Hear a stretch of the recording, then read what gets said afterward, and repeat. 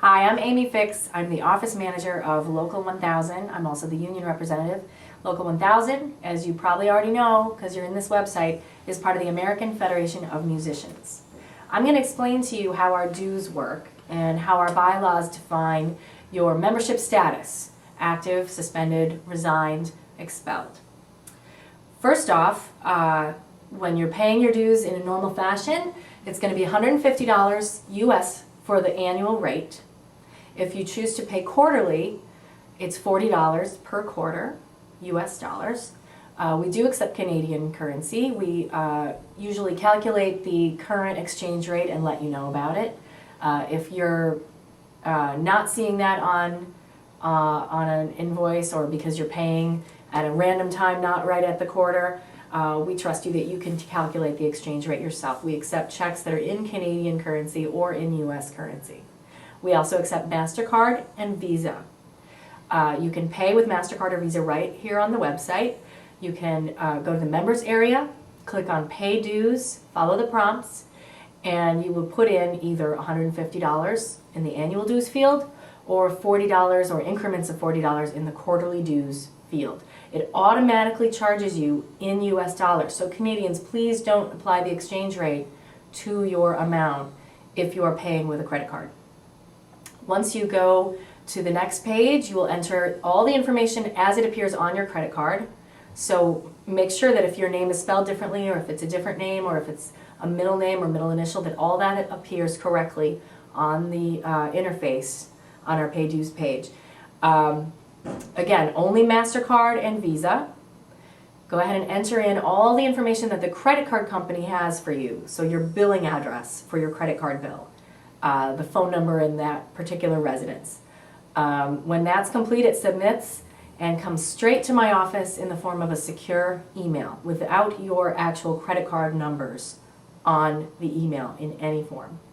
Once I receive that, I can process it, and we update both our database of members and the American Federation of Musicians website database, so that if you are in a situation where you need to verify your membership status with some other entity, such as the Canadian office for the purposes of a work permit, or the CBC for a gig, or any other situation where you need to show evidence of your union membership, that will be updated electronically.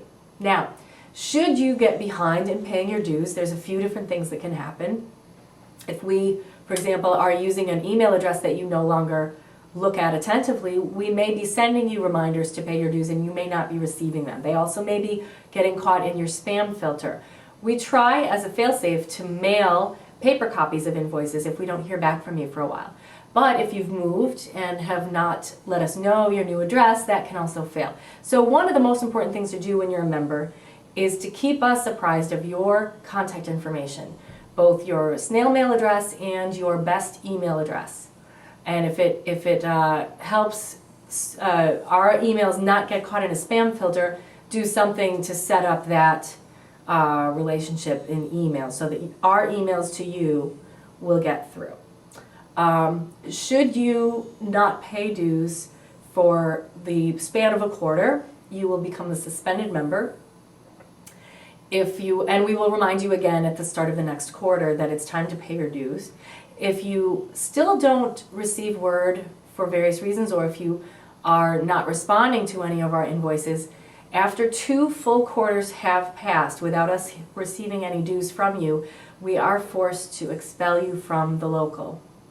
Now, this is not something we enjoy doing, but we pay on your behalf to the Federation every quarter. So we can't continue to carry someone and pay on their behalf to the Federation if we are not receiving dues from that individual. So please understand that our hands are tied and that we're doing this and it's nothing personal at all. And we understand that you folks really live on the road quite a bit and can miss snail mail and can miss email, and we are very understanding about that. We actually lowered the fee to reinstate, and so we've made it easier for you to reinstate should you become expelled.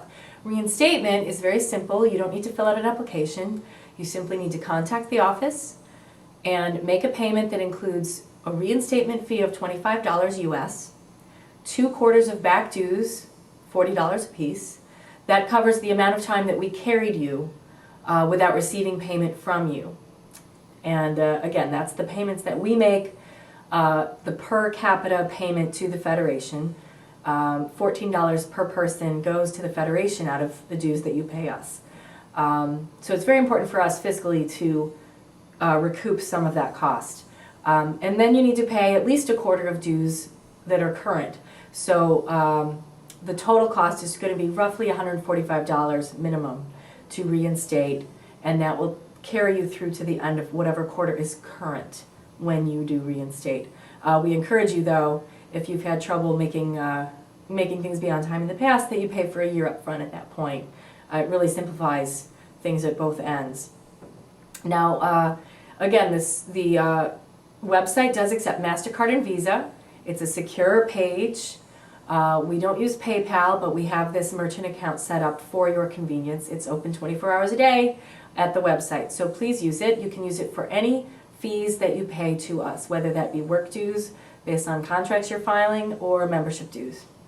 Now, should you decide that you no longer want to be a member of Local 1000, there is a procedure to get out. It's called resigning in good standing.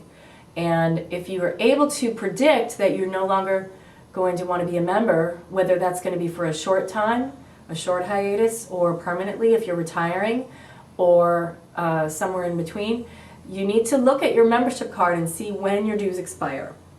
If we receive an email or a letter from you before that date indicating your intention to resign, we can simply mark you resigned while your dues have still been in effect, and when you want to rejoin at some point, you won't have any fees. You will just simply resume paying dues and become an active member again. So again, resigning in good standing is the ideal way to leave your local, and you need to be proactive about it and do it before your expiration date. Thank you for paying attention to our procedures, and I hope that you have a smooth time paying your union dues. Thanks a lot.